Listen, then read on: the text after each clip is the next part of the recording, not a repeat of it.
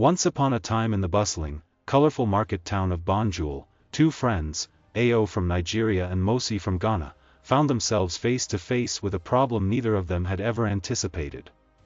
They had met at a cultural festival, the kind where Africa's rich diversity of languages, foods, and traditions was on full display. In a land as linguistically rich as Africa, where over 2,000 languages color the continent, such festivals were precious gatherings that fostered unity and friendship across borders. But there was a problem. A problem of language, of voices unheard and words misunderstood. One quiet evening, just as the festival was winding down, Mosi received an urgent call. His sister, who worked in a remote village far from Ghana's city lights, had fallen seriously ill. Not wasting a moment, Ao offered to accompany him on the journey to see her. Their hearts were filled with determination as they set off, despite knowing they would travel through territories where neither had spoken the language before. As they journeyed, each town and village they passed through seemed to sing in a different dialect. Hausa, Yoruba, Twi, Zulu, voices blended, yet each was distinct. For them, it was a reminder of Africa's beauty, but also a reminder of how alone they could be in a crisis without shared words.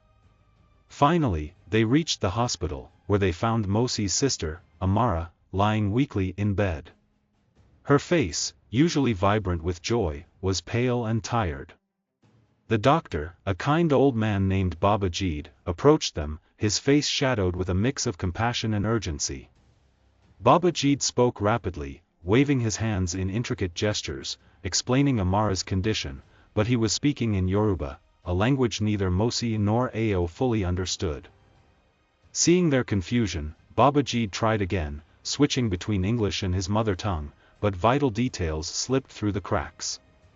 Ao could catch bits and pieces, but the message felt broken, the urgency muddled. Mosi clutched his sister's hand, feeling helpless and desperate to understand.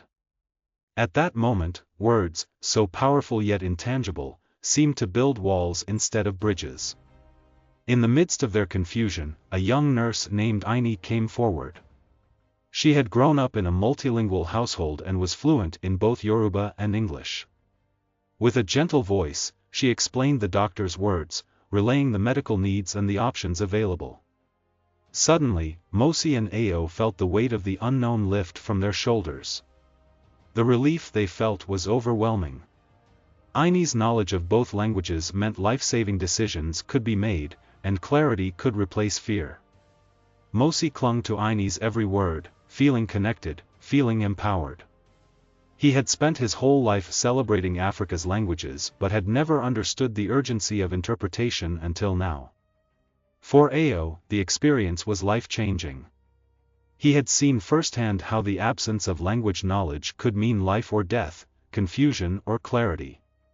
He imagined how many more across Africa might be facing similar predicaments: children, elders, patients who waited for words that never came, who suffered silently because they couldn't find the words that might save them. As they prepared to leave, Mosi held Aini's hand, gratitude shining in his eyes.